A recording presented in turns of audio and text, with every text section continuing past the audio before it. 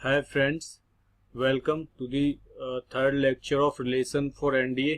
इससे पहले हम रिवीजन नोट्स फॉर NDA कर चुके हैं, ट्रिक्स वाला लेक्चर डिस्कस कर चुके हैं। अगर आपने ये दोनों लेक्चर नहीं देखे हैं तो मैं आपको सजेस्ट करूंगा कि आप पहले ये दोनों लेक्चर देख लें।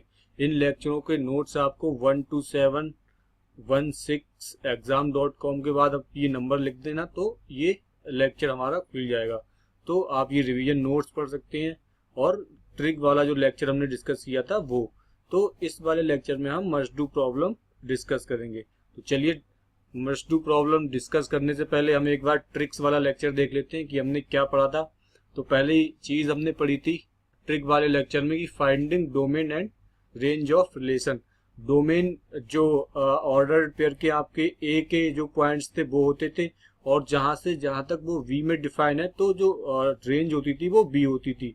जैसे अगर ये वाला क्वेश्चन दिया हुआ है तो आपका रिलेशन एन में दिया हुआ है, रेंज पूछी हुई है, तो अगर ये सिंपली एन में डिफाइन है तो डोमेन आपका ये हो जाएगा, और रेंज इस इक्वेशन में रख के हम इसकी आर की वैल्यू एन के रिस्पेक्टिव में फाइंड कर लेंगे, वो चीज हमारी रेंज हो जाएगी। दूसरी हमने जो इम्पोर्टेंट चीज देखी थी जिससे हर साल लगभग एनडीए में क्वेश्चन आता ही आता है, दूसरी चीज हमने देखी थी determining the type of relation. पहला था हमारा रिफ्लेक्सिव रिलेशन। रिफ्लेक्सिव हम कैसे फाइंड करते हैं कि हम ए से ए में ही देखते हैं, मतलब सेम एलिमेंट के लिए देखते हैं। तो जो रिलेशन वो ए से बी में है वो ए से ए में अगर एग्जिस्ट कर रहा है तो हम कहते हैं ये रिफ्लेक्सिव है। दूसरा फिर हमने देखा था कि सिमेट्रिक, अगर ए से बी में कोई आर है और फिर उसका उल्टा बी से ए में भी है वो रिलेशन आर, तो हम कहते हैं वो सिमेट्रिक है। तीसरा हमने देखा था कि अगर ए से बी में कोई रिलेशन आर डिफाइन है, फिर वो रिलेशन बी से सी में है, या हम यहाँ से यहाँ जो नोटेशन है वो अलग है, A1 से A2 में कोई रिलेशन आर डिफाइन है, या A2 से A3 में कोई रिलेशन आर डिफाइन है। तो अगर A3 से A1 से A3 में भी वो सेम रिलेशन ही आए तो हम ये कह देंगे कि वो चीज ट्रांजिटिव है। और फिर हमने लास्ट देखा था इक्विवेलेंस रिलेशन। इक्विवेलेंस रिलेशन कुछ अलग नहीं है, अगर आपका रिलेशन ये तीनों रिलेशन सेटिस्फाई करता है तो हम कहते हैं कि वो चीज इक्विवेलेंस रिलेशन है। तो ये वाली चीज हमने देखी थी उस लेक्चर में। इसके बाद हमने देखा था Cartesian product of set of real number two real number. अब ये बहुत इजी था, अगर ए और बी दिए है तो ए क्रॉस बी आपको सिंपली निकालना है, तो ए के एलिमेंट पहले बी के बाद में, इस तरह से आप ऑर्डर्ड पेयर बना दीजिए। और ये चीज एक ध्यान रखिए कि वो जो ऑर्डर्ड पेयर हो वो कोई रिपीट ना हो, जैसे ये 3,3 दो बार नहीं हो, तो अगर दो बार हो तो हम उसे एक बार लिख देंगे, और बाकी जैसे भी क्वेश्चन में आपको दिया हुआ है यूनियन या इंटरसेक्शन जो भी निकालना हो वो निकाल लेंगे। फिर हमने देखा था finding inverse of relation. Inverse of relation में भी कुछ नहीं था, सिंपली अगर ये आर दिया हुआ है तो ये आर इनवर्स हमने निकाल लिया, और अगर इसमें आर ओ आर दिया है तो हम इनवर्स से लेकर स्टार्ट करेंगे। इसका जो मेथड है वो हमने ट्रिक वाले लेक्चर में आपको प्रॉपर एक्सप्लेन किया हुआ है। तो ये वाले जो एक चीज और रह गई, मैक्सिमम नंबर ऑफ रिलेशन। तो नंबर ऑफ सबसेट जो हमारे थे 2 की power n and proper subset 2 की पावर n-1, ये कैसे आए ये हमने ट्रिक वाले लेक्चर में एक्सप्लेन किया हुआ है। फिलहाल हम इस चीज को एज ए स्टैंडर्ड रिजल्ट लेंगे हमारे मस्ट डू वाले लेक्चर में। तो चलिए, अब रिवीजन के बाद आप मस्ट डू स्टार्ट करते हैं। तो हमारी पहली प्रॉब्लम ये है, consider the following with regards to a relation on a set of real number defined x r y if and only if this equation। और हमको ये तीन चीजें दी हुई हैं, 0 से 1 में रिलेशन, 1 से हाफ में रिलेशन, 2/3 से रिलेशन, 3/4 में। तो आपको पूछा हुआ है कि कौन सा करेक्ट है। अब पहले आप इसे खुद ट्राई कीजिए, फिर मैं आपको सॉल्यूशन एक्सप्लेन करूंगा। तो चलिए, इसका सॉल्यूशन देखने के लिए सॉल्यूशन के हमेशा दो मेथड रहेंगे। सबसे पहले तो मैं आपको ओरली करके दिखाऊंगा जैसे आपको एग्जाम में करने हैं, बिना पेन यूज करें या पेन का कम से कम यूज करें, क्योंकि एग्जाम में इतना टाइम नहीं रहेगा कि आप पूरी चीजें सारी प्रॉपर लिख के करो। तो सबसे पहले तो अगर आप इसे एग्जाम में डिस्कस कर रहे हो तो यहाँ से कुछ भी नहीं है, बस आपको एक रिलेशन दिया हुआ है एक्स और वाई में, और ये वाली चीजें आपको पूछी हुई हैं। एक्स और वाई में ये रिलेशन दिया हुआ है और कहा हुआ है एक्स और वाई की हम जब रिलेशन डिफाइन करते हैं तो वो 5 के इक्वल आता है। तो पहले हम रिलेशन ये वाला देख लेते हैं 0 से 1। अब अगर r x से y है, देखिए यहाँ पर x की वैल्यू हो जाएगी 0 और जो y की वैल्यू है वो 1 हो जाएगी इसके रिस्पेक्ट में। तो इसकी वैल्यू क्या आएगी, जब हम x की जगह 0 रखेंगे और y की जगह 1 रखेंगे तो इस इक्वेशन में, तो हमारा क्या आ जाएगा, तो इस इक्वेशन में लिखने पे आपका आ जाएगा 3 इंटू 0 प्लस 4, y की वैल्यू हमारी 1 ली है। तो अगर हम इसको कैलकुलेट करें तो ये क्या आएगा, 3 इंटू 0 0 प्लस 4, ये हमारा आ गया 4। लेकिन हमारी जो इक्वेशन दी है इसमें वैल्यू आपकी कितनी आ रही है, 5। तो क्या 4 इक्वल्स टू 5 है, तो हम बोल देंगे कि नहीं 4 इक्वल्स टू 5 नहीं है। तो हमारा जो रिलेशन पहला वाला हो जाएगा 0 से 1 में, ये आपका गलत हो गया। चलिए अब दूसरा देखते हैं 1 से 2। अब 1 से 2 में हम 3x की जगह हम फिर सेम करेंगे, 1 रखेंगे प्लस y की जगह हमने हाफ रखा इंटू 1/2। अब 3 हाफ, ये हाफ से हाफ 2 कट गया तो 3 और दूसरा आया आपका 2, तो ये आ गया 5। तो हम कह देंगे ये वाला जो रिलेशन है वो एग्जिस्ट करता है, जो हमारी वैल्यू x और y के लिए रिलेशन आ रहा है वो सेम आ रहा है। फिर हम सेम इसी तरह x की जगह 2/3 रखेंगे तो हमारा आ जाएगा 3 इंटू, आपकी x की जगह हमें रखना है 2/3 प्लस फिर y की जगह हमें रखना है, तो y की जगह हमने 3/4 रख दिया। अब आपने देख ही लिया होगा कि ये 3 से 3 कैंसिल आउट हो जाएगा, ये 4 से 4 कैंसिल आउट हो जाएगा, आपका आंसर फिर से 5 आ जाएगा। तो हमने देखा इस तरह से 2 और 3 हमारे करेक्ट हैं, तो हमारा आंसर कौन सा हो जाएगा, सी। देखिए तो ये वाली वो कैलकुलेशन है जो आपको एग्जाम में करनी है, ये सारी कैलकुलेशन आपको प्रॉपर नहीं लिखना है। और अगर आप इतना भी ना करना चाहें तो आप सिंपली इसमें ओरली वैल्यू पुट कर सकते हैं और ओरली पुट करके देख सकते हैं। इसके बाद जो हमारा प्रॉपर मेथड है उससे हम ऐसे लिखेंगे कि रिलेशन r से x y में ये दिया हुआ है, तो हम पहले रिलेशन 1/2 के लिए चेक कर लेंगे, फिर 2/3 और 3/4 के लिए फिर चेक कर लेंगे। इनने 1/2 इसमें जब हमने चेक किया तो सेम मैंने जैसे दिखाया, जब 1/2 रखेंगे 1/2 रखेंगे तो हमारा 5 आ गया इक्वेशन में। फिर हमने 2/3 3/4 के लिए किया तो 5 आ गया। और तो हम इस तरह से कह देंगे कि जो 0 से 1 है वो हमारा रिलेशन r नहीं है, वो इसके लिए सेटिस्फाई नहीं कर रहा है। तो आंसर जो हमारा आ गया वो 2 और 3 आ गया। तो इस तरह से हमने इसका आंसर निकाल लिया, तो आपका आंसर सी करेक्ट हो जाएगा। चलिए इसके बाद नेक्स्ट प्रॉब्लम लेते हैं। नेक्स्ट एक बहुत अच्छी प्रॉब्लम है, आपको दिया हुआ है लेट a इक्वल्स टू 2 3 4 5 6 16 17 18, इसके बीच में जो भी नंबर छूट गए हैं वो आपको एज्यूम करने हैं कि वो 6 7 8 नेचुरल नंबर ही हैं। And star be a equivalence relation on a cross a। अगर हम a क्रॉस a कर रहे हैं तो स्टार एक इक्विवेलेंस रिलेशन है, मतलब हमारा रिफ्लेक्सिव भी है, सिमेट्रिक भी है और ट्रांजिटिव भी है। ये इस तरह से डिफाइन किया जाता है, a क्रॉस a को ये बोल रहा है कि a, b into c, d एक ऑर्डर्ड पेयर के फॉर्म में अगर है तो रिलेशन हमारा कैसे आएगा, AD equals to BC then the number of ordered pair of equivalence classes of 3, 2। अब देखिए कई बार इस क्वेश्चन को समझने में बच्चे गड़बड़ी कर देते हैं, स्टूडेंट्स, मैंने मोस्टली देखा है। आप थोड़ा सा अगर ध्यान से देखेंगे तो ये क्वेश्चन आपको समझ में आ जाएगा। आपको बस कुछ नहीं दिया हुआ है, स्टार एक ऐसा रिलेशन दिया हुआ है जब हम a से a में डिफाइन करते हैं, तो अगर मान लिया हमारा ऑर्डर्ड पेयर a, b और c, d है तो ये वाली इक्वेशन आ जाती है। हर रिलेशन में एक इक्वेशन दी ही होती है आपको, तो वो ये वाली रिलेशन है। और जो आपका रिलेशन का पैटर्न जो डिफाइन किया हुआ वो a क्रॉस a है। अब आपको पूछा हुआ है the number of ordered pair of equivalence classes of 3, 2, मतलब आप ये मान के चलिए कि जो 3, 2 के इक्विवेलेंस पूछा हुआ है। अब a क्रॉस a में जब इस तरह से डिफाइन किया जाता है तो 3, 2 के लिए हम कैसे डिफाइन करेंगे, हम c, d की जगह हम अज्यूम कर लें कि 3, 2 है, तो c, d की जगह अगर हमने 3, 2 अज्यूम कर लिया तो फिर हमारा जो रिलेशन है वो इस तरह से डिफाइन हो जाएगा। तो इस तरह से जो इक्वेशन आएगी हम उसको सॉल्व कर लेंगे। देखिए मैं आपको दिखाता हूं। तो ऑर्डर्ड पेयर है 3, 2 में जो डिफाइन है तो a, b सेटिस्फाई कर रहा है, तो जो हमारा रिलेशन a कॉमा बी है, तो हमने c कॉमा डी की जगह ये पुट कर दिया 3,2, क्योंकि हमें 3,2 के इक्विवेलेंसी फाइंड करना है। आप 3,2 a कॉमा बी की जगह भी पुट कर सकते हो। जब आप 3,2 a और b की जगह करोगे तो भी सेम रिजल्ट आएगा, या आप 3,2 c और d की जगह पुट कर सकते हो। तो चलिए c और d की जगह पुट कर देते हैं। तो c और d की जगह जब हम पुट कर देंगे तो इस तरह से आ जाएगा, ये आपका 2a इक्वल्स टू 3b।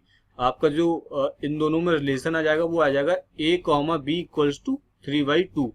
मतलब ये रिलेशन 3/2 के रिस्पेक्टिव में इक्विवेलेंस होगा अगर आपका जो a और b का रिलेशन रेशियो है वो आपका 3/2 आ जाए। अब सिंपली अब आपको आपका रेशियो आ गया। अब रेशियो के लिए हमारा जो यूनिवर्सल सेट है, जो सेट जिसमें हमसे एलिमेंट लेने हैं, वो आपको दिया ही हुआ है 2, 3, 4 से 18 तक। तो आप सारे नंबर यहाँ देख लीजिए और जिनका भी रेशियो 3,2 है वो a comma b ordered pair में आ जाएंगे। तो पहले तो आपका 3,2 ही हो जाएगा, दूसरा आ जाएगा 6,4 आ जाएगा, फिर आपका आ जाएगा 9,6 आ जाएगा। मतलब इनके मल्टीपल्स जिनका रेशियो 3,2 आए। तो इस तरह से आप सारे रेशियो फाइंड कर लीजिए, 3,2, 6,4, 9,6, 12,8, 15,10 एंड लास्ट आपका आएगा 18,12। आपको जो हमारा सेट ए दिया हुआ है उसके बाहर नहीं जाना, क्योंकि आपको सेट ए से ए में ही डिफाइन है, ये चीज आपको ध्यान रखनी है। और आपको रेशियो इसका 3/2 लाना है। तो इसे काउंट कर लीजिए, आपके 1, 2, 3, 4, 5, 6 टोटल जो पेयर आए आपके वो 6 आए। तो इस तरह से आपका आंसर 6 आ गया।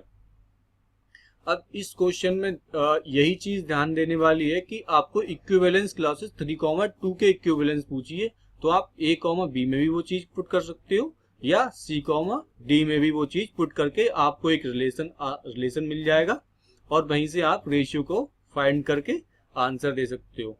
तो इतना सब कुछ करने की उसमें जरूरत नहीं है आपको एग्जाम में। सिंपल आप यहाँ से जब आप एग्जाम में पुट करोगे तो 2a इक्वल टू 3b आ जाएगा और इससे ही डायरेक्ट आप काउंट कर सकते हो कि a में पुट करके कि कितने रिलेशन आएंगे। तो चलिए इसके बाद हम नेक्स्ट क्वेश्चन को देखते हैं।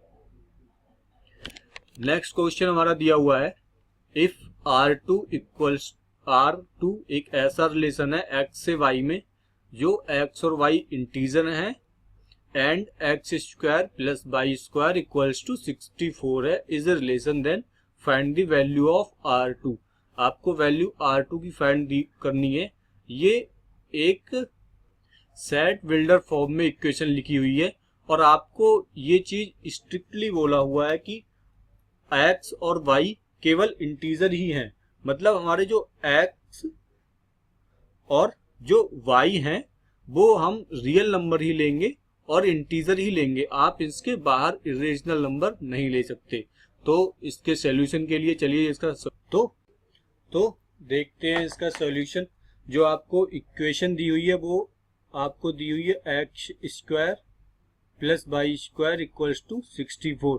अब आप अगर आप इंटीजर वैल्यू की जहां तक बात है वहां तक अगर आप y की वैल्यू हम थोड़ी देर के लिए 0 एज्यूम कर लेते हैं। अगर y की वैल्यू हमने 0 एज्यूम कर ली तो x की वैल्यू हमारी क्या आएगी, x की वैल्यू आ जाएगा x 64 इधर आ जाएगा और x की वैल्यू आ जाएगी आपकी ±8। तो मतलब आपका एक जो ऑर्डर्ड पेयर बन गया उसका रोस्टर फॉर्म का दो ऑर्डर्ड पेयर बन गया हमारे। एक तो बन गया आपका 8,0, दूसरा आपका बन गया -8,0। सेम अब हम y की वैल्यू ले लें 1, y की वैल्यू 1 हमने लेके ट्राई किया तो x इक्वल्स टू आपका क्या आया √63, क्योंकि y की वैल्यू 1 है, 1 हो जाएगा। तो ये आप देखिए कि x की वैल्यू जो हमारी दी हुई है वो यहाँ पर बताया हुआ है कि इंटीजर है, तो इंटीजर है तो हम इरेशनल कोई भी नंबर नहीं ले सकते, तो x की वैल्यू हम ये नहीं ले सकते। अगर हम इसके बाद कोई भी वैल्यू पुट करेंगे तो वो x की वैल्यू को फिर सेटिस्फाई नहीं करेगा, x इंटीजर नहीं आएगा। तो सेम जैसे हमने y की जगह 0 रखा, x की जगह भी एक बार हम 0 पुट कर सकते हैं। जब हम x की जगह 0 पुट करेंगे तो हमारा y भी ±8 आ जाएगा। तो 2 ऑर्डर्ड पेयर यहाँ से आएंगे और आपके 2 ऑर्डर्ड पेयर यहाँ से आएंगे, तो हमारे 4 ऑर्डर्ड पेयर आ जाएंगे। पहले तो 8, 0 -8, 0 फिर 0, 8 फिर -8, 0। तो ये वाले 4 ऑर्डर्ड पेयर इस तरह से आ जाएंगे। इसके बाद हम कोई रेशनल वैल्यू अगर पुट करेंगे तो वो आंसर नहीं आएगा, क्योंकि हमारा जो इसमें बोला हुआ है कि x और y इंटीजर वैल्यू हैं। तो चलिए इसी तरीके से इसका जो प्रॉपर सोल्यूशन हम वो देख लेते हैं। इसमें R2 x और y में आपने रिलेशन डिफाइन किया, तो 64 इज द सम ऑफ 0, 8। वही अगर आप 0 पुट करें तो y की वैल्यू +-8 आ जाएगी। तो एक ऑर्डर पेयर जो हमारा बन गया वो x के लिए बन गया। फिर हम दोबारा y के लिए पुट कर लेंगे। तो जिस तरह से मैंने आपको कैलकुलेट करके दिखाया, जब x की जगह हम 0 रखते हैं तो y की वैल्यू 8 -8 आती है, और हम जब y की जगह 0 रखते हैं तो x की वैल्यू 8 -8 आती है। इस तरीके से ये वाली रोस्टर फॉर्म आ जाएगी। तो इस तरह से आपने देखा कि किस तरह से ये क्वेश्चन हुआ। इस क्वेश्चन में मेनली स्टूडेंट्स गलती ये करता है कि वो यहाँ पर इंटीजर वैल्यू नहीं देखता और वो सारी वैल्यू के लिए निकालता चला जाता है। तो अगर हम केवल इंटीजर लें तो 0 और 8 ही इस चीज को सेटिस्फाई करेंगे। तो चलिए इसके बाद हम नेक्स्ट क्वेश्चन देखते हैं। नेक्स्ट क्वेश्चन बहुत इजी क्वेश्चन है। आपको दिया हुआ है a = -1, 2, 3 एंड v = 3, 1। तो then determine a cross b। अब आपको पता ही है a क्रॉस b डिटरमाइन करने के लिए हमने क्या ट्रिक सीखी थी कि सिंपली पहले a के एलिमेंट्स को आप a के सारे एलिमेंट्स को आप ले लो। a के सारे एलिमेंट्स में से आप पहला एलिमेंट ले लो। a के सारे एलिमेंट्स में से पहला एलिमेंट हमारा -1 और इसके साथ -1 b का एलिमेंट ले लो 1। ये मैं a क्रॉस b की वैल्यू आपको बता रहा हूँ। कॉमा दूसरा फिर a का एलिमेंट है -1, फिर b का एलिमेंट है 3। तो ये आपका आ जाएगा a क्रॉस b -1 के रिस्पेक्ट में। फिर हम 2 के रिस्पेक्ट में लेंगे 2, 1। दूसरा आपका आ जाएगा चौथा 2, 3। फिर इसके बाद आपका आ जाएगा 3 के रिस्पेक्टिव में 3, 1 और फिर 3, 3। ये बहुत ही इजी होता है। बस आपको ये देखना होता है इसमें कि कोई भी हमारा जो पेयर है वो इन सब में से कोई भी रिपीट ना करे। तो आप देख ही रहे होंगे इसमें से कोई भी रिपीट नहीं कर रहा है। तो इस तरह से आप बाकी भी निकाल सकते हो। जब आप b क्रॉस a करोगे तो आप पहले 1 के रिस्पेक्टिव में लेना तीनों a के लिए, फिर 3 के रिस्पेक्टिव में तीनों a के एलिमेंट के लिए। फिर आप b क्रॉस b करोगे। b क्रॉस b मैं आपको फाइंड करके बताता हूँ। b क्रॉस b आप ऐसे लिख लीजिए v क्रॉस v। जो आपका करना है आपको 1, 3 क्रॉस 1, 3। तो बहुत इजी है। पहले 1 से आपको रिस्पेक्ट में 1, 1, फिर 1, 3, फिर 3, 1 हम दूसरे एलिमेंट के लिए लेंगे, फिर 3, 3। ये v क्रॉस a आ जाएगा। तो इस तरह से हमने देखा कि हमने कैसे तीनों एलिमेंट फाइंड कर लिए। ये एक बहुत इजी मेथड होता है। आपको कुछ नहीं, बस सिंपल जो पहले दिया हुआ है उसके हर एक एलिमेंट के रिस्पेक्टिव में दूसरे में निकालते चले जाओ और आपका आंसर आ जाएगा। तो जो इसका जो प्रॉपर मेथड है चलिए वो देख लेते हैं। सेम आपका -1 है v है, तो आपको समझ आ ही गया होगा कि मैंने कैसे निकाले। -1 से 1, -1 से पहले हमारा -1 ले लिया इन दोनों के रिस्पेक्ट में, फिर 2 ले लिया इन दोनों में, फिर 3 ले लिया। तो इस तरह से हमने तीनों वैल्यू कैलकुलेट कर ली और जो कि हमें डिटरमाइन करनी थी। चलिए इसके बाद नेक्स्ट क्वेश्चन देखते हैं। हाँ एक बात और, इस तरह के क्वेश्चन बहुत ही इजी होते हैं और एनडीए के पेपर में लगभग हर ईयर पूछे ही जाते हैं, थोड़े बहुत घुमा के। जैसे इसमें हम इंटरसेक्शन पूछ लेते किसी का या यूनियन पूछ लेते किसी का। तो जैसे इन दोनों का हम इंटरसेक्शन पूछ लेते तो आप देख लेते कि कॉमन कौन सा टर्म है। 3, 3 कॉमन है या 1, 3 भी कॉमन है और हमारा 3, 1 कॉमन नहीं है। ठीक है, तो इस तरीके से चीजें उसमें पूछ ली जाती हैं और लगभग हर साल को क्वेश्चन आता ही आता है। तो ये बहुत इजी क्वेश्चन होते हैं, आप थोड़ी सी प्रैक्टिस करके इन क्वेश्चनों को इजीली समझ सकते हो। तो चलिए अब नेक्स्ट क्वेश्चन देखते हैं। आपको ये दिया हुआ है, so the relationship between p and q, right relation one in set builder form, second roster form, what is the domain and range. आपको ये एक चीज दी हुई है, आपको पहले तो इसे सेट बिल्डर में लिखना है, फिर रोस्टर में लिखना है, और फिर इसका डोमेन रेंज फाइंड करनी है। तो जैसे आप पहले लेक्चर में देख चुके होंगे, डोमेन जो हमारा होता है वो ये जो हमारा पी लिखा हुआ है वो वाला पार्ट होता है। मतलब ये चीज जो चीज होती है हम जिस एलिमेंट से डिफाइन करते हैं वो वाला हमारा उसका डोमेन होता है। तो ये वाली चीज हमारी डोमेन हो गई और ये वाली हमारी चीज रेंज हो गई। तो हमारे डोमेन के एलिमेंट कौन कौन से आए आपके 5, 6, 7, और रेंज के एलिमेंट आपके जहां जहां मैप है 3, 4, 5। इसके साथ एक और टर्म आती थी कोडोमेन। अगर मान ली यहाँ पर एक टर्म होता, एक और एलिमेंट होता 2 की कोई इमेज नहीं होती, तो जो हमारा कोडोमेन हो जाता वो 2 के इंक्लूड हो जाता। मतलब कोडोमेन हमारा क्या आ जाता 2, 3, 4, 5। लेकिन रेंज हमारी उस केस में भी क्या आती 3, 4, 5। हालांकि इस टाइम नहीं है वो, तो हम ये सारे डोमेन के एलिमेंट हैं, ये सारे रेंज के एलिमेंट हैं। तो हमने पहले डोमेन कोडोमेन और रेंज फाइंड कर ली। अब इसे हम सेट बिल्डर और रोस्टर फॉर्म में लिखेंगे। तो सबसे पहले रोस्टर फॉर्म में लिखना ज्यादा इजी होता है, तो हम इसे रोस्टर फॉर्म में लिख लेते हैं। रोस्टर फॉर्म में आपको इसकी मैपिंग सिर्फ चेक करनी होती है। मैपिंग आप चेक करोगे 5 किससे मैप हो रहा है आपका। अगर हम रोस्टर फॉर्म में लिखें तो 5 हमारा मैप हो रहा है 3 से, 6 आपका मैप हो रहा है 4 से, और 7 आपका मैप हो रहा है 5 से। तो ये वाली हमारी रोस्टर फॉर्म आ गई इसकी। अब जो सेट बिल्डर फॉर्म है वो मैं आपको सजेस्ट करूंगा जब भी ऐसे क्वेश्चन आए तो पहले नहीं लिखे, क्योंकि सेट बिल्डर में हमें ऑब्जर्वेशन लेना पड़ता है। तो वो जो ऑब्जर्वेशन है वो हमेशा रोस्टर फॉर्म से ज्यादा क्विकली और ज्यादा इजीली आप फाइंड कर सकते हो। तो अगर आप इनके एलिमेंट अगर थोड़ा सा ऑब्जर्व करो, 5 और 3 का डिफरेंस कितना आया 2, 6, 4, 6, 4 का डिफरेंस आपका 2, एंड 7 एंड 5 का डिफरेंस 2। मतलब जो आपका रेंज का जो एलिमेंट है वो 2 एलिमेंट छोटा है, उससे 2 छोटा है।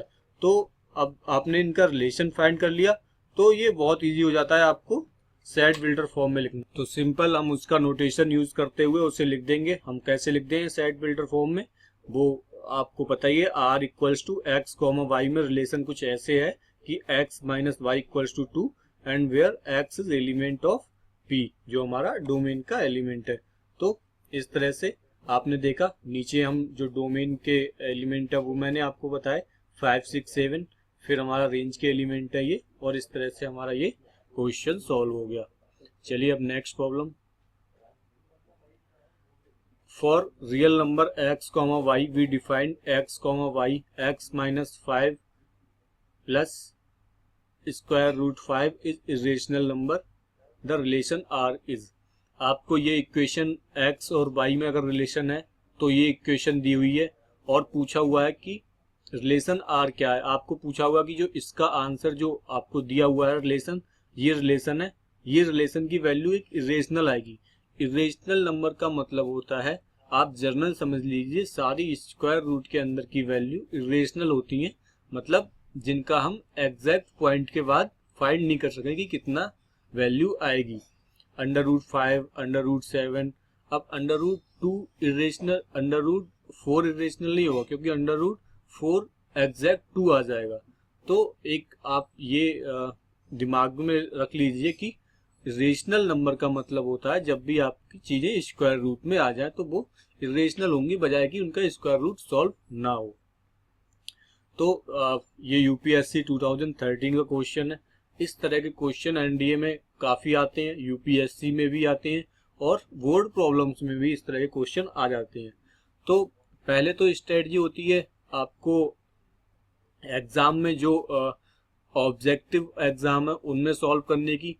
तो ऑब्जेक्टिव एग्जाम में हमें सॉल्व करने के लिए कुछ नहीं करना होता, बस आप सिंपल एक बिना पेन उठाए आप ऑब्जर्वेशन से इसे सॉल्व कर सकते हो। रिफ्लेक्सिव के लिए हम देखते हैं x से x में, तो r x से x में। जैसे अब अगर जो हमारा x से y में रिलेशन दिया हुआ है वो हमारा किस तरह से डिफाइन किया हुआ है, x से y में जो हमारा रिलेशन है वो हमें बोला हुआ है कि x r y में है, वो कुछ इस तरह से है कि x माइनस वाई प्लस 5 एक इरेशनल नंबर है।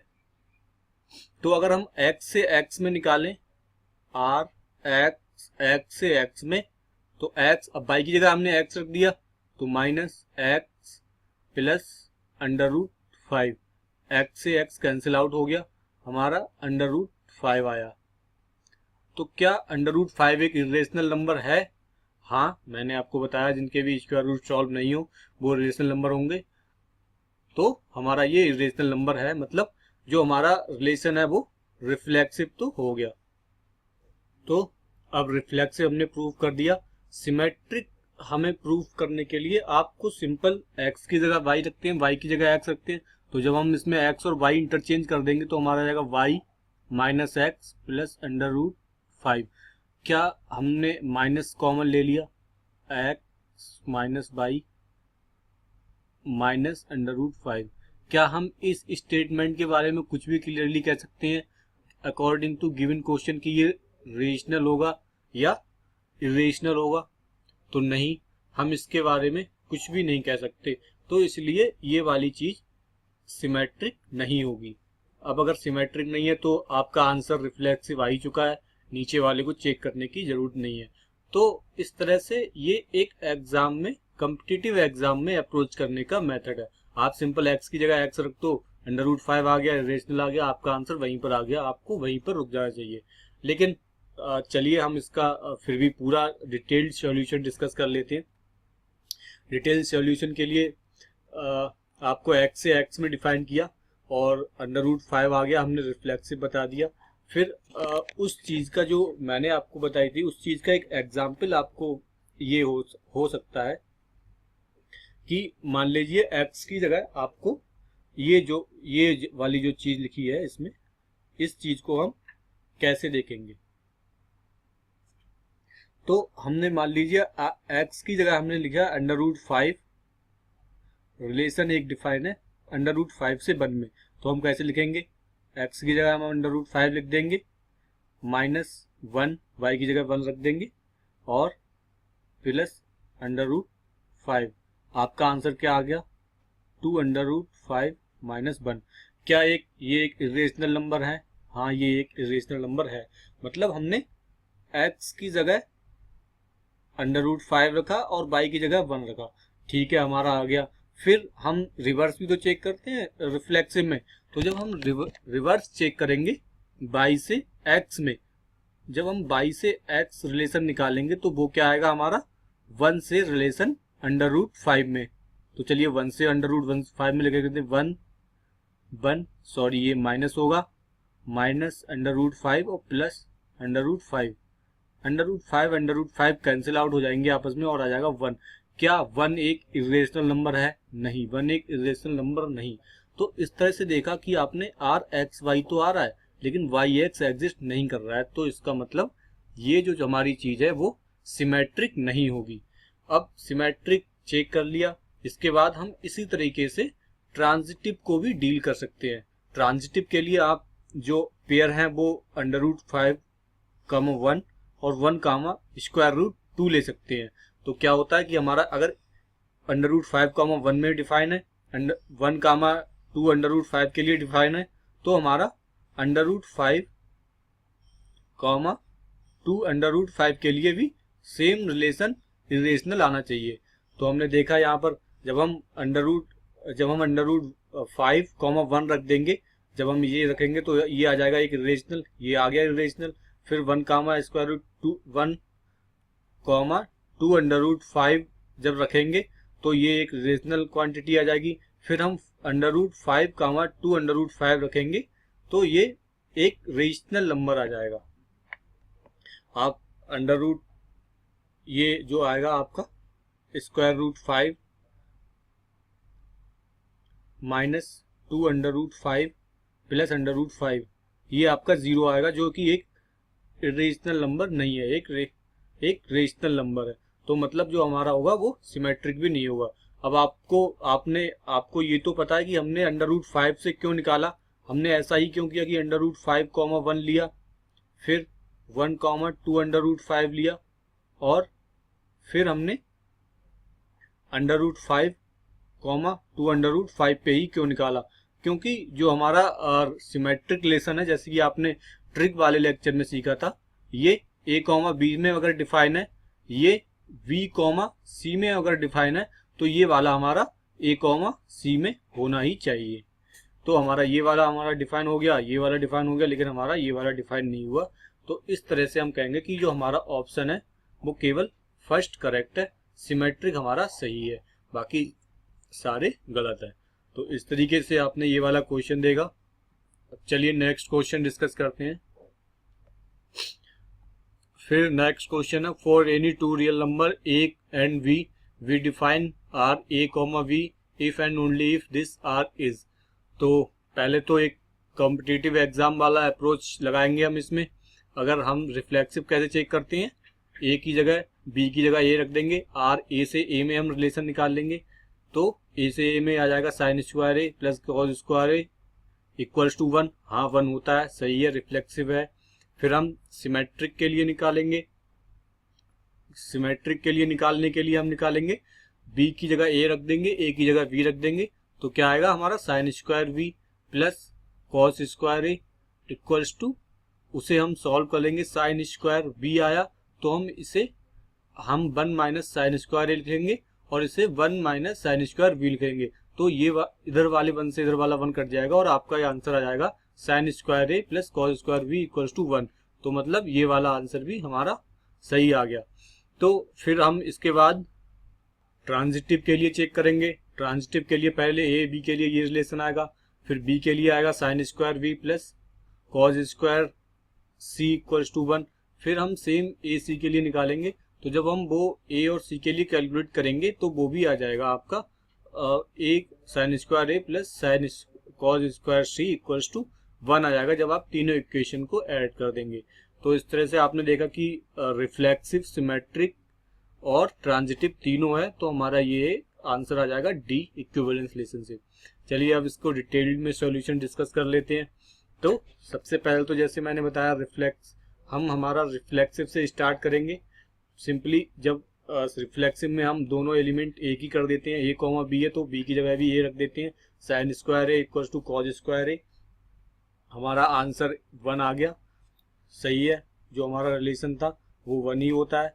फिर हम दूसरा देखेंगे, ए से इमेज रिफ्लेक्शन हमारा रिफ्लेक्सिव हो गया।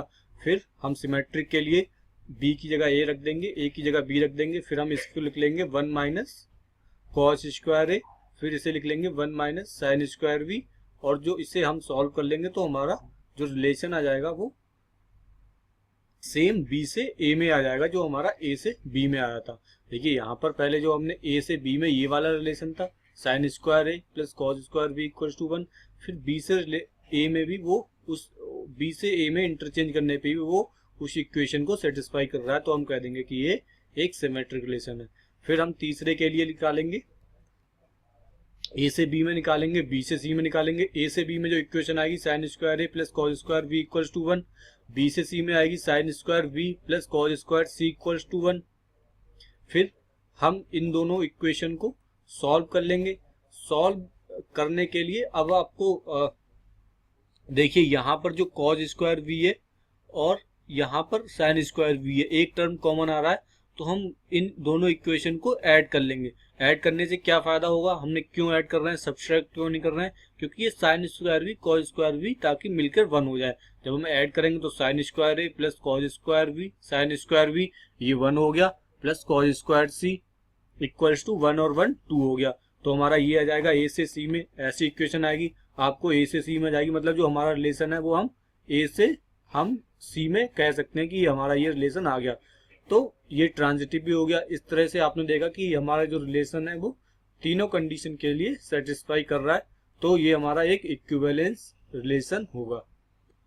चलिए इसके बाद नेक्स्ट प्रॉब्लम हमारी है ये, let R be a relation on R of real number defined, A से बी में एक रिलेशन आपका दिया हुआ है रियल नंबर में, ए माइनस बी का mod less than equals to 1, R is same जो आपकी पहली प्रॉब्लम थी उसी पैटर्न पे है। आपको सिंपली चेक करना है कि ये लेस देन 1 होगी। तो सबसे पहले तो मैं आपको ओरली ये करके दिखाता हूँ। जब ए की जगह बी रखा हमारा 0 आ जाएगा, ए इक्वल्स टू बी पे हमारा बी की जगह हमने ए रखा तो ए माइनस ए 0 आ गया, 0 लेस देन 1 है, हाँ सही है, रिफ्लेक्सिव है। फिर सिमेट्री के लिए ए की जगह बी रखा, बी माइनस ए कर दिया, बी माइनस ए लेस देन 1। मॉड के अंदर आप जानते हो जब माइनस अगर हम बाहर कॉमन भी ले लें तो वो चीज़ वही रहती है। तो हाँ ये सिमेट्रिक भी हो जाएगा आपका, सिमेट्रिक भी हो गया। इसके बाद ट्रांजिटिव हम चेक करने के लिए हम ए बी सी की कोई वैल्यू एज्यूम कर लेते हैं। हम मान लेते हैं A equals to 1, B equals to 2 और सी इक्वल्स टू 3। तो A minus B less than 1 है, हाँ लेस देन और इक्वल्स टू 1 है, 1 आ गया हमारा, सेटिस्फाई कर रहा है। फिर b minus c 2 minus 3 less than equals to 1 है, हाँ इक्वल्स टू 1 है, सेटिस्फाई कर रहा है। तो क्या ए माइनस 3 ए माइनस सी मतलब 1 minus 3 less than equals to 1 है, 1 माइनस 3 आ गया। आप देखिए यहाँ पर ये आ गया 2 लेस देन इक्वल्स टू 1, मतलब हमारा जो 1 2 1 से छोटा तो नहीं है, मतलब बात गलत हो गई, मतलब हमारा जो रिलेशन है वो रिफ्लेक्सिव और सिमेट्रिक ही आएगा। तो चलिए ये तो था एक कॉम्पिटिटिव एग्जाम में आपको करने का अप्रोच। फिर हम इसका डिटेल सोल्यूशन डिस्कस कर लेते हैं। डिटेल्ड सॉल्यूशन आपको सेम रहेगा। पहले हम v की जगह a हमने रखा तो आपका आ गया a माइनस से 0 आ गया, 0 1 से लेस देन है, तो आपका ये आंसर ये आ गया रिफ्लेक्सिव है। फिर हमने r इज रिफ्लेक्सिव। फिर सिमेट्रिक के लिए किया, b की जगह a रखा, a की जगह b रखा। तो आप जानते हो कि मॉडुलस के अंदर अगर माइनस कॉमन भी ले लिया जाए तो वो सेम रहता है। ये चीज़ आप थोड़ी सी रिमाइंड करने वाली है, फिलहाल आप इस चीज़ को रिमाइंड कर लीजिए। पर जब आप फंक्शन वाला लेक्चर देखेंगे वहाँ हम मॉडुलस डिस्कस करेंगे, तो वहाँ हम बताएंगे कि modulus of X equals to ही होता है माइनस मॉडुलस ऑफ एक्स के। तो ये एक प्रॉपर्टी है मॉडुलस की, वो इसमें यूज की गई है, वहाँ पर हम इसको डिटेल में एक्सप्लेन करेंगे। अभी फिलहाल आप इसको रिमेम्बर कर लीजिए। तो इस वाली प्रॉपर्टी से ये सिमेट्रिक भी हो जाएगा। फिर ट्रांजिटिव की बात कर लेते हैं। ट्रांजिटिव के लिए वही आर ए और बी की जगह हमने ले लिया 1,2, बी और सी की जगह ले लिया 2,3, 1 और 3 ए और सी की जगह सेटिस्फाई होना चाहिए। तो हमने 1,2 निकाला तो 1 माइनस 2 का मॉड आ जाएगा आपका ग्रेटर देन इक्वल्स टू 1। तो ये 1 आ गया, हाँ 1 इक्वल्स टू 1 सही है। फिर आपका 2,3 के लिए आ जाएगा 2 माइनस 3 का mod greater than equals to 1। तो हाँ 1,1 आ जाएगा। लेकिन हम जब 1 माइनस 3 का मॉड निकालेंगे, ये वाला जब हम मॉड निकालेंगे तो ये आपका आंसर आ जाएगा 2, जो कि ग्रेटर देन 1 से हो जाएगा, ये लेस देन 1 नहीं होगा। देखिए 1,2, 2,3 और 1,3 ये ऐसे ही हमने वैल्यू एज्यूम करके पुट की है, और इन एजम्पशन में आपको ध्यान ये रखना है कि 1,2 के लिए ये चीज सेटिस्फाई करनी चाहिए। लेकिन अगर आपने मान लो कोई ऐसी वैल्यू ले ली जो 1,2 के लिए ही हमारा रिलेशन सेटिस्फाई नहीं हो रहा, मान ली ए की हमने वैल्यू ले ली, हमने ए की वैल्यू ले ली 2 और बी की वैल्यू ले ली 1, और हमने रिलेशन जैसे हमने ए की वैल्यू 2 की जगह अगर हम 1 रख देंगे तब तो एक बार को ये सेटिस्फाई कर भी जाएगा। लेकिन अगर हम ए की वैल्यू ले ले 3 और v की वैल्यू ले ले 1 और 3 माइनस 1, ये आ गया आपका 2, ये तो नहीं है भाई उससे लेस देन 1 से। तो इस तरह से आपको वैल्यू चूज करनी है ट्रांजिटिव के टाइम की जो रिलेशन है वो हमारा सेटिस्फाई हो जाए। या आप इसके जनरल अप्रोच से भी जा सकते हो कि b minus c a minus B less than 1 है, फिर b minus c less than 1 है। फिर आप इसको जोड़ सकते हो, एडिशन कर देंगे हम a minus B plus b minus C, ये लेस देन इक्वल्स टू 2 आएगी। अब इसको सॉल्व करने के लिए आपको मॉडुलस की हेल्प लेनी पड़ेगी। तो जैसे ही आप फंक्शन सॉल्व कर लोगे आप इस चीज को सॉल्व भी कर लोगे। फिलहाल मैं इस चीज को यहाँ आपको नहीं बता रहा हूँ, क्योंकि जब मॉडुलस हम डिस्कस करेंगे उस टाइम पर हम ये डिस्कस करेंगे कि ये क्वांटिटी कैसे सॉल्व होगी, ये वाली इनइक्वालिटी मॉडुलस वाली कैसे सॉल्व होगी। तो फिलहाल आप ए और बी की जगह कोई वैल्यू ले ले, वैल्यू पुट कर ले और उससे ये वाला क्वेश्चन सॉल्व इजिली हो जाएगा। तो अब चलिए नेक्स्ट क्वेश्चन देखते हैं। नेक्स्ट क्वेश्चन आपको दिया हुआ है R dash R symmetric relation. ये आपको आर डैश पता है कॉम्प्लीमेंट्री रिलेशन होता है, ये सिमेट्रिक रिलेशन है on the set a, then relation R intersection R dash is. तो ये एक अच्छा क्वेश्चन है, आपके फंडामेंटल्स को क्लियर करने वाला क्वेश्चन है। तो आपको आर कॉम्प्लीमेंट दिया हुआ है, सिमेट्रिक रिलेशन है, तो आपको ये वाला रिलेशन पूछा हुआ है। हम इसको अप्रोच करने के लिए एक बेसिक जो स्ट्रेटजी थी जहाँ से हमने रिलेशन स्टार्ट किया था वहाँ से चलते हैं और वहाँ से इस क्वेश्चन को सॉल्व करते हैं। देखिए सबसे पहले तो थ्योरेटिकल क्वेश्चन होते हैं, आप रिमाइंड करने के लिए, बिना पेन उठाए करने के लिए आपको करना है कि जो भी हमारा जो इंटरसेक्शन होता है वो हमेशा सिमेट्रिक, रिफ्लेक्सिव और ट्रांजिटिव के लिए अलग अलग वेरी करता है अलग अलग केसों में। तो सबसे पहले तो आप, अगर आपको पता नहीं हो तो आप क्वेश्चन में ऐसे आंसर ना मारें, एक बार क्वेश्चन सॉल्व कर लें। तो चलिए इसका प्रॉपर मेथड हम डिस्कस करते हैं। आपको दिया हुआ है कि आर और आर डैश सिमेट्रिक रिलेशन है, तो हमने मान लिया कि एक्स और वाई कोई एलिमेंट हैं जो आपके इस वाले रिलेशन में है। अब ये भी तो एक अपने आप में रिलेशन बन गया, ठीक है। एक्स कॉमा वाई आर में है और इनके इंटरसेक्शन में है। इसका मतलब आपको क्या होगा कि एक्स कामा वाई आर में है एंड जो एक्स कॉमा वाई है वो हमारे आर डैश में भी है। आपको पता है इंटरसेक्शन का मतलब है एंड, अगर यहाँ यूनियन होता तो हम लिखते और, मतलब एक्स कॉमा वाई आर में है और x comma y R dash में है, तभी तो एक्स कॉमा वाई इनके इंटरसेक्शन में आएंगे।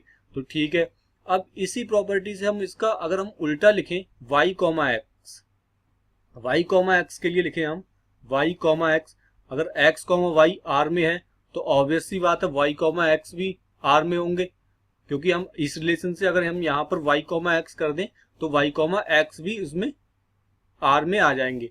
तो वाई कॉमा एक्स भी फिर ये आर डैश में। अब यहाँ पर आप थोड़ा सा कीनली ऑब्जर्व करो कि यहाँ पर क्या हो रहा है कि एक्स कॉमा वाई और वाई कॉमा एक्स ये दोनों के लिए चीज सेटिस्फाई हो रही। मतलब अगर आर और आर डैश अगर हमारे सिमेट्रिक रिलेशन हैं तो हम ये लिख सकते हैं। मतलब अगर एक्स से वाई में आर है तो अगर आर और आर डैश सिमेट्रिक है तो हम उसे ये वाली चीज वाई कॉमा एक्स लिख सकते हैं। तो हम इसका उल्टा भी ये लिख सकते हैं, क्योंकि हमें दिया हुआ है कि आर और आर डैश सिमेट्रिक रिलेशन ही हैं। तो हम नीचे वाली लाइन कब लिख सकते हैं, ये वाली लाइन, अगर आर और आर डैश सिमेट्रिक रिलेशन है तो हम ये वाली लाइन भी लिख सकते हैं। तो ये y की जगह x हो गया और एक्स वाई कॉमा एक्स भी। तो इस तरीके से अगर ये वाली जो रिलेशन है वो इस चीज को डिफाइन करती है, तो ये वाली जो लाइन होगी वो आपको किस चीज को डिफाइन करेगी कि y comma x belongs to r, and का मतलब इंटरसेक्शन, और ये r डैश, मतलब हम इस वाली लाइन से ये वाली चीज लिख सकते हैं। तो आपने देखा कि एक रिलेशन के लिए x कॉमा वाई उस रिलेशन के लिए आ रहा है, फिर y कॉमा एक्स उसका उल्टा भी आ रहा है, मतलब r और r डैश सिमेट्रिक होंगे। मतलब आपका आंसर B आ गया। थोड़ी सी चीज ये आपको समझने में दिक्कत हो सकती है। देखिए हमने पहले सिंपल x और y एलिमेंट ले लिए, हमने कहा कि ये रिलेशन हमें प्रूव करना है, ये वाली जो चीज है वो हमें प्रूव करनी है। तो x और y हमने ले लिए, तो हमने कहा अब इसकी जो डेफिनेशन है वो हमने ओपन कर दी, x कॉमा वाई आर में होंगे एंड अगर इंटरसेक्शन में है तो x comma y R dash में होंगे। अब क्योंकि r और r डैश सिमेट्रिक है, तो r डैश अगर सिमेट्रिक है तो हम इस चीज के लिए ये वाली चीज लिख सकते हैं, क्योंकि सिमेट्रिक है तो हम r डैश के लिए y कॉमा एक्स भी लिख सकते हैं। अगर हम y कॉमा एक्स कर दें तो r डैश आ जाएगा। ये वाली चीज के लिए हम ये वाली चीज लिख सकते हैं, x कॉमा वाई अगर r डैश में है तो y कॉमा एक्स भी, फिर r अगर r सिमेट्रिक है तो ये वाली चीज लिख सकते हैं। फिर हमने ये वाली चीज लिख ली, इस वाली चीज से हमने ये स्टेटमेंट लिख लिया कि y कॉमा एक्स r में होंगे तो इसके इंटरसेक्शन में भी होंगे।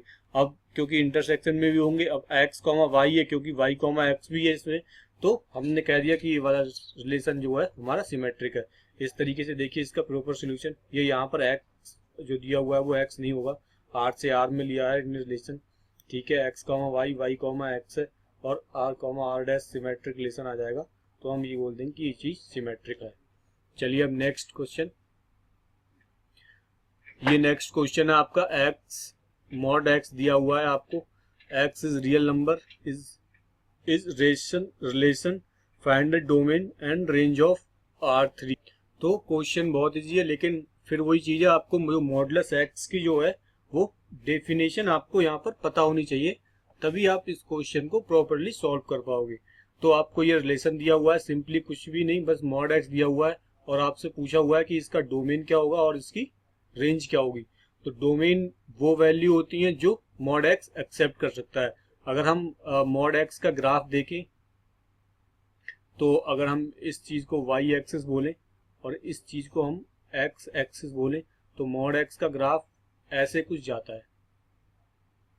मतलब हम ग्राफ से देखें तो ये सारी वैल्यू एक्सेप्ट कर रहा है एक्स की हर जगह के लिए डिफाइन है।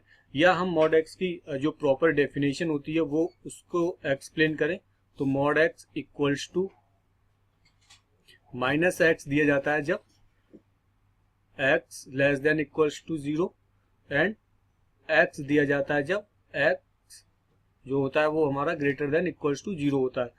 तो सारी वैल्यू हमारा एक्स माइनस एक्स, तो हमारी ये जो वैल्यू है वो सारी वैल्यू एक्सेप्ट कर रहा है, किसी भी वैल्यू पर अनडिफाइंड नहीं है। तो हमारा जो डोमेन हो जाएगा इस फंक्शन का वो क्या हो जाएगा, आर, सारे रियल नंबर। जो रेंज है वो रेंज आप यहां से देख सकते हैं ग्राफ से, ये जो निगेटिव वाई वाला पोर्शन है इसमें ग्राफ नहीं है, यहाँ कहीं भी ग्राफ नहीं है। तो जो रेंज आएगी वो आपकी केवल पॉजिटिव वाई वाली आएगी। उस चीज को हम आर प्लस भी लिख सकते हैं, या हम लिख सकते हैं कि 0 से इंफिनिटी। तो ये मॉड एक्स की डेफिनेशन पे ज्यादा बेसिस क्वेश्चन था, बजाय कि आपको इसका रिलेशन से ज्यादा रिलेशन रखने के बजाय। तो इस तरह से आपने देखा कि जो डोमेन है वो हम सारे रियल नंबर लिख देंगे, और जो रेंज है वो हम आर प्लस कह देंगे, या 0 से इंफिनिटी, या एक और इस तरीके इस पूरे को जो आपको लिखा है 0 और ये 0 कॉमा इंफिनिटी, इसको लिखने का तरीका जैसे मैंने लिखा था 0 कॉमा इंफिनिटी भी होता है, यहाँ ओपन ब्रैकेट यहाँ स्क्वायर ब्रैकेट। तो इस तरह से आपने ये वाला क्वेश्चन डिस्कस किया।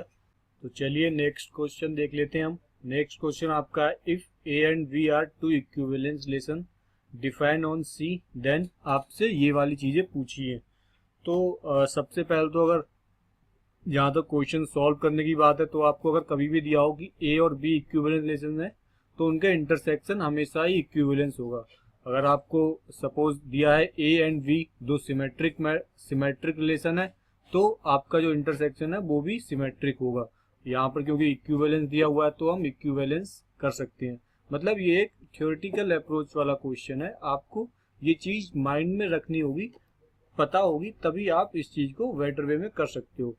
चलो अब इसका सॉल्यूशन देखते हैं। मैं आपको बताऊंगा कि कैसे ये चीज आती है आपकी, पर आपको एग्जाम में करने के लिए स्ट्रेटेजी क्या है कि जो भी ये ए और बी जैसे भी रिलेशन होंगे उनका इंटरसेक्शन वैसा होगा, और तो हम यूनियन और इन सब चीजों के बारे में नहीं कह सकते कि क्या होगा, जो हम रिलेशन जिस तरह से फाइंड करते हैं। तो आपका ए करेक्ट हो जाएगा यहाँ पर। तो चलिए रिलेशन निकालते कैसे हैं। तो आपको इसमें दिया हुआ है कि ए और बी दो इक्विवेलेंस रिलेशन है, और आपको ये पूछा हुआ है। तो मैं सपोज करता हूं कि एक्स और वाई जो हमारे एलिमेंट है वो हमारे ए इंटरसेक्शन बी के हैं। मतलब ए और बी कोई रिलेशन है, वो एक्स और वाई में जो रिलेशन है वो आपको ए इंटरसेक्शन बी दिया हुआ है, ठीक है। तो आपको बताना है कि ये कैसा रिलेशन होगा। तो हमने मान लिया कि एक्स और वाई जो ए और इंटरसेक्शन बी का एलिमेंट है, तो इसका मतलब हम इसे एक्सपेंड करके कैसे लिख सकते हैं, एक्स कॉमा वाई आपका एलिमेंट होगा ए का, एंड आपको पता है इंटरसेक्शन को हम एंड लिखते हैं, एक्स कॉमा वाई जो आपका एलिमेंट होगा वो v का भी होगा। अब यहाँ से आप देखिए कि क्या मैं इस चीज को x, y, क्या मैं इस चीज को, आपने ये तो एक्सपेंड कर दिया, क्या दोबारा अब ये चीज, ये सिर्फ रिलेशन हो गई। अब ये रिलेशन हमारा, इस रिलेशन का जो हमने एक्सपेंशन किया वो हमारा ये चीज आ गई सॉरी। तो हम इसको रिफ्लेक्सिव कैसे चेक करेंगे, एक्स वाई की जगह एक्स रख के। तो एक्स कॉमा वाई की जगह हमने एक्स रख दिया, एक्स कॉमा एक्स एलिमेंट है ए का, क्या मैं इसे ये लिख सकता हूँ, एक्स कॉमा एक्स एलिमेंट है ए का, क्या मैं ये लिख सकता हूँ? तो हाँ लिख सकता हूँ। उसके लिए आपको जो मैंने यहाँ पर आपने देखा था कि ए और वी इक्विवेलेंस रिलेशन है, तो अगर एक्स कॉमा वाई ए का रिलेशन है, तो अगर इक्विवेलेंस है तो ये रिफ्लेक्सिव भी होगा, मतलब एक्स कॉमा एक्स भी ए का होगा, ये सिमेट्रिक भी होगा, मतलब वाई कॉमा एक्स भी एलिमेंट ए का होगा, और ये ट्रांजिटिव भी होगा, मतलब एक्स कॉमा वाई अगर ए के हैं और वाई कॉमा जेड अगर ए में है, तो हमारा एक्स कॉमा जेड भी ए में होगा। तो हम इन चार प्रॉपर्टी का यूज करेंगे। पहला एक्स कॉमा वाई ए में है तो एक्स कॉमा एक्स भी ए में होगा, वाई कॉमा एक्स भी ए में होगा, एक्स कॉमा जेड भी ए में होगा, तभी ये ए एक इक्विवेलेंस रिलेशन होगा। ये सेम सारी प्रॉपर्टी वी के लिए भी वैलिड होंगी, क्योंकि बी भी एक इक्विवेलेंस रिलेशन है। तो अगर एक्स कॉमा ए रिलेशन ए में है तो मैं लिख सकता हूँ कि एक्स कॉमा वाई ए में है, तो मैं लिख सकता हूँ कि एक्स कॉमा एक्स भी ए में होगा। यहाँ से वाई की जगह अब मैंने रिफ्लेक्सिव प्रूव करना है, तो अब एंड की जगह तो हमारा जो एंड है वो ऐसे ही आ जाएगा। फिर एक्स कॉमा वाई की जगह फिर एक्स कॉमा एक्स बी में है, क्या ये बात सच है? हाँ ये बात सही है, क्योंकि बी भी इक्विवेलेंस रिलेशन है और बी में इसी तरह हम प्रूव कर सकते हैं। तो इस तरह से हमने देखा कि एक्स कॉमा एक्स हमारा किस में आ जाएगा, ए इंटरसेक्शन वी, मतलब ये हमारा जो रिलेशन हो गया वो रिफ्लेक्सिव हो गया। ए इंटरसेक्शन भी हमने रिफ्लेक्सिव प्रूव कर दिया। अब हम इस वाली लाइन से फिर क्या हम इन्हें इंटरचेंज करके लिख सकते हैं? अगर x कॉमा वाई ए में है तो क्या y कॉमा एक्स ए में होगा, क्या ये बात सही है? तो हम यहाँ से फाइंड कर सकते हैं जो हमने इक्वेशन लिखी। तो y कॉमा एक्स क्या हम ऐसे लिख सकते हैं? हाँ लिख सकते हैं। एंड क्या हम इसे y कॉमा एक्स लिख सकते हैं? y कॉमा एक्स बी में होगा क्या? हाँ y कॉमा एक्स बी में होगा। तो ये वाला रिलेशन हमारा क्या हो गया, y comma x y relation R में हो गया हमारा। ये जो आर जो हमने एक्स और वाई से लिखा था वो हमारा वाई और एक्स के लिए भी डिफाइंड है, मतलब हम इसे लिख सकते हैं कि y comma x belongs to a intersection v. तो ये वाला भी चीज डिफाइंड होगी कि ये वाला भी ए वाई कॉमा एक्स भी इसका एलिमेंट होगा। तो इस तरह से देखा कि हमने ये रिफ्लेक्सिव भी है, अब यहाँ पर ये चीज सिमेट्रिक भी आ गई।